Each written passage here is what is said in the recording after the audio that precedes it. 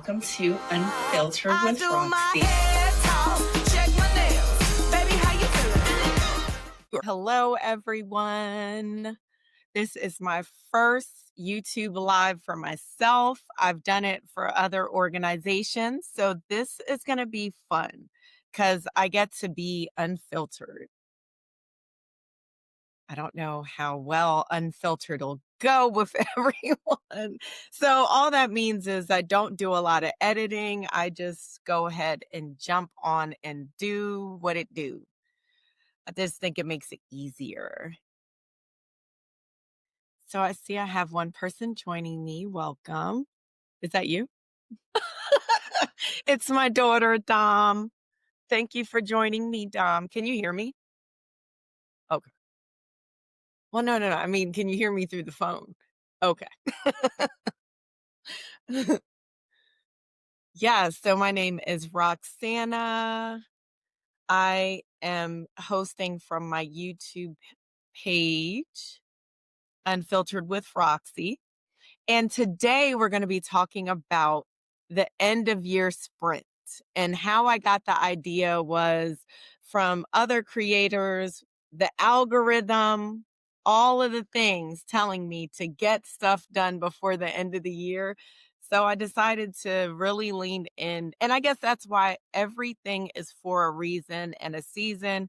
I've heard that message before, and it really didn't touch me the way it did this year. And today we're going to be talking about affirmations, the end of the year sprint, getting things done before the end of the year. And how I came about that was listening to a few of my favorite YouTubers talking about time management and cleaning out things. My favorite thing to watch and do is watching people declutter and stuff. And even though my home isn't what people would call cluttered, there were things that I wanted to address and change before the end of the year. And I kept procrastinating. So I said, after I kept seeing different creators and I kept seeing different things that just kept speaking to me to stop procrastinating, get things done. And I think I even saw like a remodel home show. And I said, instead of me keep every year saying that this is the year that I'm going to paint my man cave, clean out my basement, I'm going to do it now. And I'm going to get as much done as I can from the end of the year. And that started with a clean out that I also shared on the internets. I did a basement clean out and an office clean out. And with that, I was like, I'm also going to paint my man cave. And I'm going to move my husband's office from the man cave to the room that he was in before. And COVID kind of made us all have to readjust. He gave up the space. So I'm going to make the space his. So I've also decided to do that before the end of the year. And actually, I'm already on my way to doing it. His desk and everything is in there. So I'll talk about that as well. And so we are live. I'm going to go ahead and get started and talk about why the sprint a little bit more. So between work, when I first started this journey of changing my life, doing things the way that would make me happy, I was doing a part-time gig that was 9 to 5, 3 days a week, and it was okay. But what I noticed is in me having to go to that job and prep the days that I wasn't there, trying to get clients, grow my administrative project management business, that I couldn't do all the things I wanted to do the way I wanted to do them, which even included a podcast that I was trying to get up off the ground, and well, two podcasts, because I have one that is Unfiltered with Roxy and Not Vanilla with my daughter. And those were things that I knew were going to fill my soul and that were going to make me happy. So my first transition before the end of the year, I had told myself, I don't want to have to go into the office. I want to make the income I was making at my last job at a nonprofit, but I want to do it with clients. And I was able to replace my income, but now the end of the year, we're talking about increase.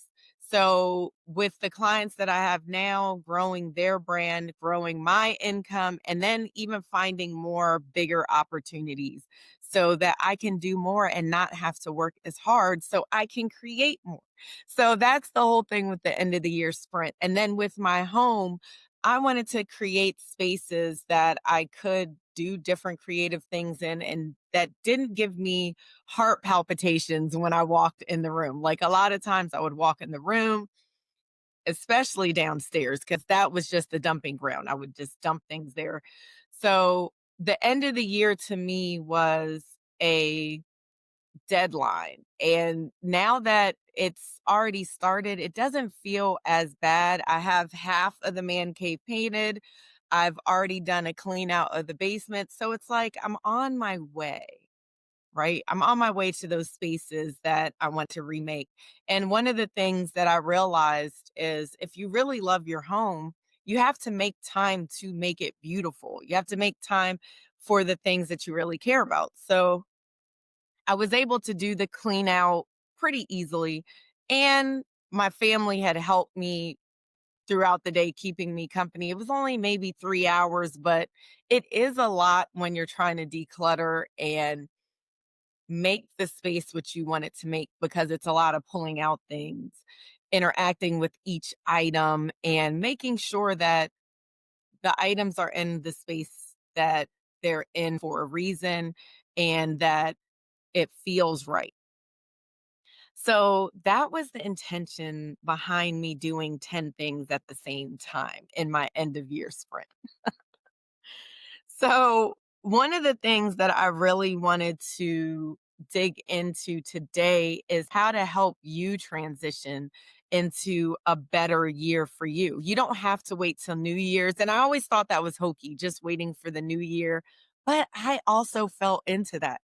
How many times did I go into a new year saying, well, I'm just going to do my extreme weight loss thing at the beginning of the year? Well, this year, I decided, also thanks to the YouTube algorithm, that I would go ahead and I had kind of been slow walking my change up until I went to a doctor's appointment. And I talk about this in one of my podcasts and just not having any results and actually having a worse prognosis is like the worst thing that you want to happen when you go to the doctor. So I had decided that, you know what, instead of me playing games and saying, oh, next year I'm going to start being healthy, making sure that I'm working out, I had started with one thing at the beginning of the year, which was make sure that no matter what, I was lifting weights. So with that, it was because I'm a cardio junkie. I would always like do cardio. I loved it, but then it's like if I had to do weights, I wouldn't do it. So now 5 minutes warm up, 10 minutes warm up max, and then I make sure I do my weights. And if I'm good, then I can add a class because that would be my favorite thing to add. So that was my first health change. Then the next health change was, oh crap, I need to seriously stop eating fried stuff, eat more vegetables and fruit. And I tried not to think about all the changes at once. It was just I needed more vegetables and fruit because I knew I wasn't getting enough fiber. I knew I wasn't drinking enough because that's one of the things the doctor had told me when I was there. He said, you know, I don't even think you have a kidney problem, but you're dehydrated. You're pre-diabetic and your blood pressure is kind of being high. So I knew I did not want to go back to my doctor looking like I didn't care because I do care. I don't want to hear those things about me. So, end of year sprint is losing that the most weight I can in the healthiest way I can because I'm 48. I'm not doing too much anymore. So one of the things that I am going to do very intensely is walking in the morning and walking at lunch. Um, and I had already started walking at lunch, but fell off of the morning. So I'm going to start back that routine. And I do that with my little Foxy, which she needs to do it anyway. So it's a good motivator. Instead of just letting her outside, I take her for a walk around the block. Midday, I'm not doing it today, midday, because I'm on here with you. But then midday, I would do a short walk and then I would go to the gym either in the evening or intentionally have another walk because I really want to get 5 miles in every not every day, maybe 5 days out of the 7 days a week. So that was one of the little things that I'm doing to help get this weight off as much as I can before the end of the year. And I'm not doing anything too radical because I know I'm not going to keep that. I started adding in carrots and celery with hummus, and I looked up some recipes on Chat GPT and perfected it. And even my family that I had come over for the sip and paint loved it. So I think if you can think of things that you can add before the end of the year to help you with your sprint, that'll help you so that when the beginning of the year does come and everyone's already into it, you'll already be a little bit ahead and ready to run with that momentum. Because I think it's easier to do it when other people are doing it, but we got to put that work in for ourselves. So, cleaning out the basement, that was one of my goals. Painting my man cave, which I'm halfway today. The other half of my day is going to be spent finishing that up.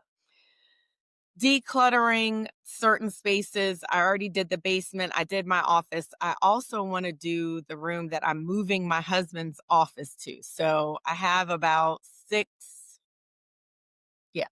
goals that I'm trying to do at the same time before the end of the year, which is fine. We can do hard things. We just have to make sure that we're doing it in steps that we can do. So I also wanted to get my garden in shape. I have a few of them around the house. And when I say garden, I just mean the beds. So um dug up all the weeds from one bed, and I decided that I'm going to use chemicals to help me keep the weeds down instead of me every year saying, "Oh, I have to do better with my garden." I'm going to do better by using chemicals. Yes, I can pull the weeds, but if I know I really want my orchids to look nice and all my flowers to be beautiful when I want to see them, I'm going to have to use chemicals and just be okay with that. Unless I want to pay someone to dig them out. I don't know if I want to do that because I do like gardening, but I don't like the excessive weeds that seems to be going on in them and making me upset. And I don't need to keep making myself upset. I can just use the things that are already in the universe to help me. So that's with that. Um, and I was thinking about adding to my end of year sprint, connecting with people, but I think I'm going to wait until the beginning of the year with that because I have to be mindful that I have to make time to spend with people. So if that's a goal, then it's like I have to rearrange some of these other projects that I have going on. And I am going to have that as a priority. I did that, I think 2024, that was one of my priorities. I will pick it up again, but I'm going to get my house in order first because that's really important to me. And I procrastinated it. And I'm kind of embarrassed because I redid a whole beach house and did not really prioritize doing the man cave that I could have done. It's stuff that I could have been doing all this time. So I'm good with that. So now I want to ask you, what's one thing that you've been putting off that you can do before the end of the year that would make you feel good about it? One of the things that's also great about when you're doing these end of year goals is the way you feel afterwards. Like I remember my daughter that's here with me now. She had watched the video of me cleaning out, and I think it inspired her for a couple of reasons, but when she had came in the house and didn't know that I had like this whole project, this whole video going on, she was like, the house did feel different. And I even can say for myself that when I went downstairs in the basement, it wasn't this, oh my gosh, there's stuff everywhere. Why is it this bad? I hate this house. Like I would say these negative things about my own house because it was just out of control. And her saying that it felt different, it just reminded me like, yeah, it just felt light. It felt like everything had a place. And it does take a lot of energy, guys. I felt exhausted. I think it was 2 days again before I had decided to do something else. And that's one of the things we have to make time for the things we really want to do. Even the way that I had made time to start the podcast, I had to redo that again because at the end of um I would say August, October, I noticed that my schedule was getting overwhelmed and I always know when it does when my daughter is like, "Oh, you're just so busy." And I hate that. I hate being to max capacity where I can't go out with my daughter. I can't do anything because I've let other priorities be the priority. And the priority for me right now at 48 is my health and then my kids. So that just let me know that something was going on with my boundaries and I needed to refocus. So, one of the things about making time is making time to clean up and declutter, but also making time for your fun things. So, one of the fun things for me is doing podcasts, doing my declutter, but in a different way, because even though sometimes you need to do it, like my husband's office thing is not like it gives me a heart attack when I walk in there like I did the man cave, which was just gross. Um, the color was gross, and our fish tank that he has in there. But that's neither here nor there.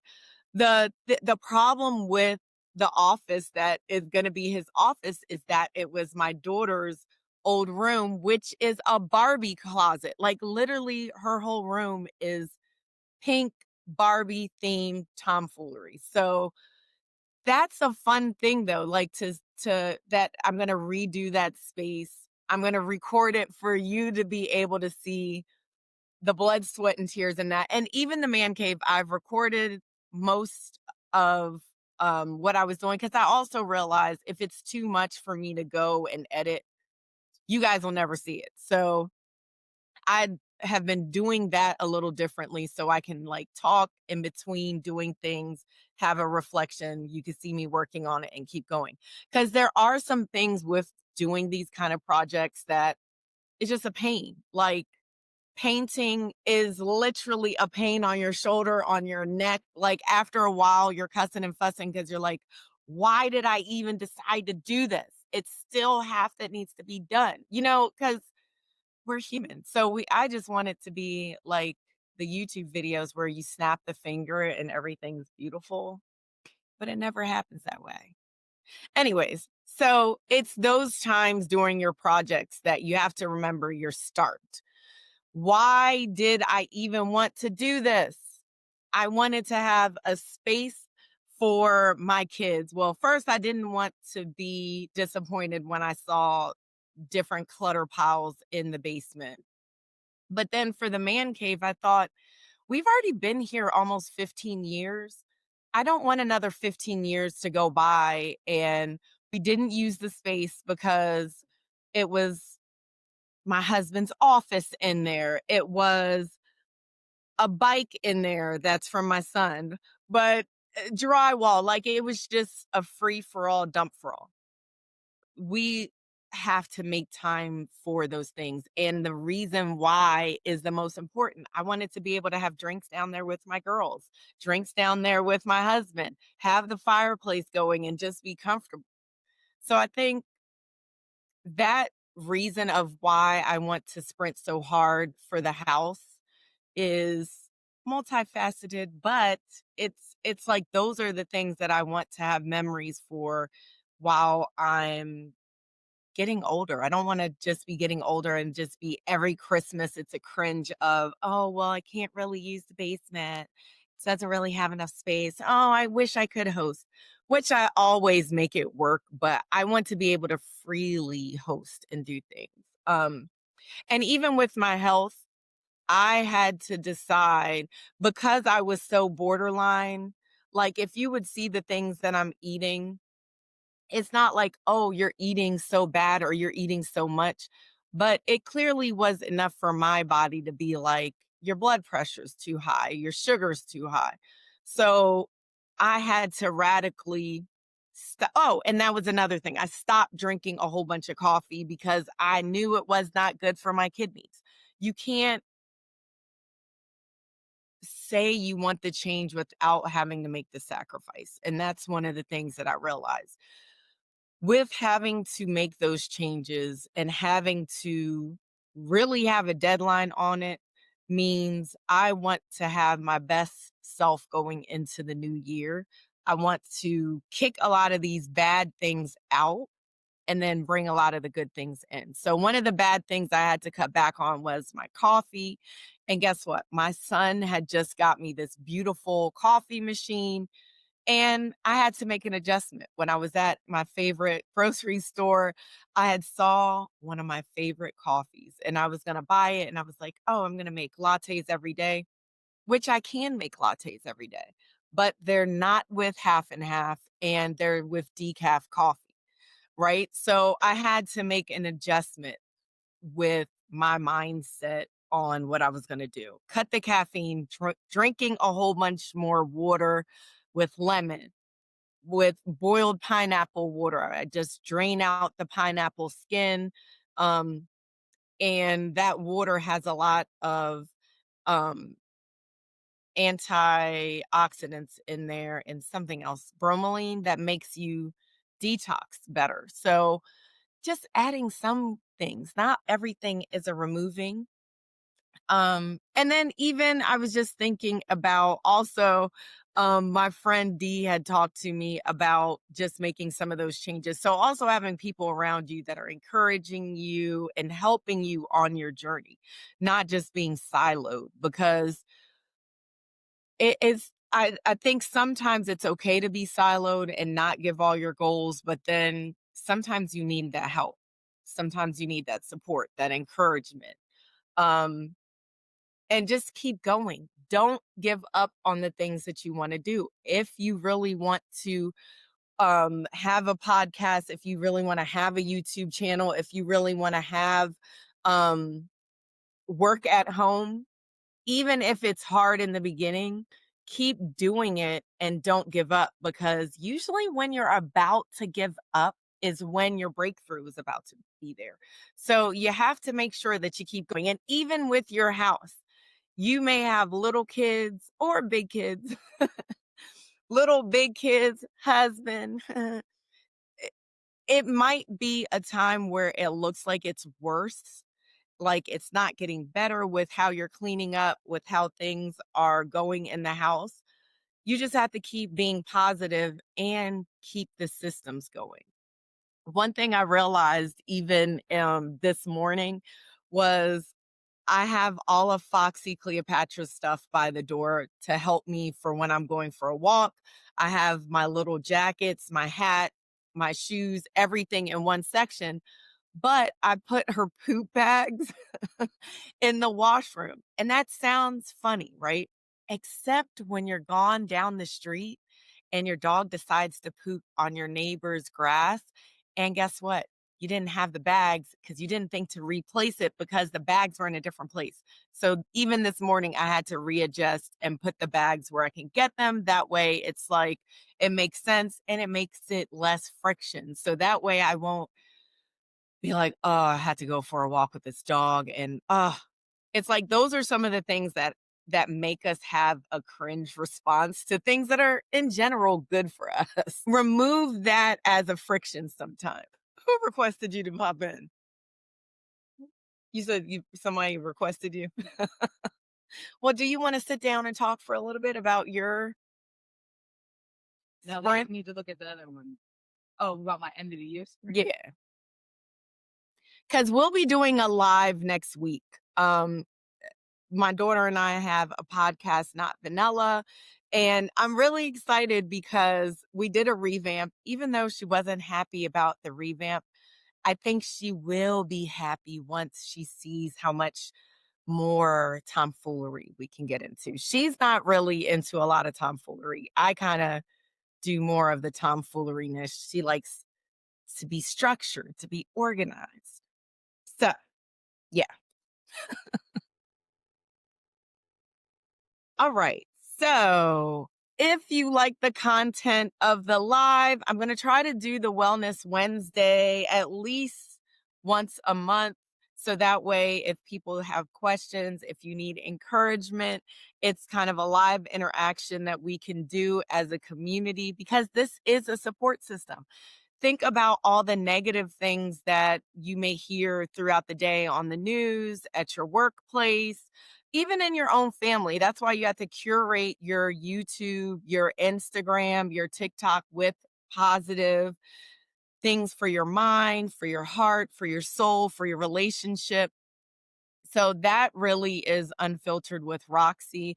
Just being able to be free and talk and share and discuss the things that, people don't really want to talk about. People really don't want to show that their house is messy or that they procrastinated for years with their man cave or let their garden get out of control instead of just buying something that could easily have helped them. And I think as we grow the community and help each other even more, we will have our own affirmations that we share. I have a series that I'm doing all of this week because why not? I figured I have some extra time and I want to help the world in an impactful way. And one of the ways is affirmations, what we say to ourselves, what we say out loud to ourselves, in our mind, out loud, and to other people can really change energy, situations. So check that out. And I hope this live helped you, and I'll see you again. Bye.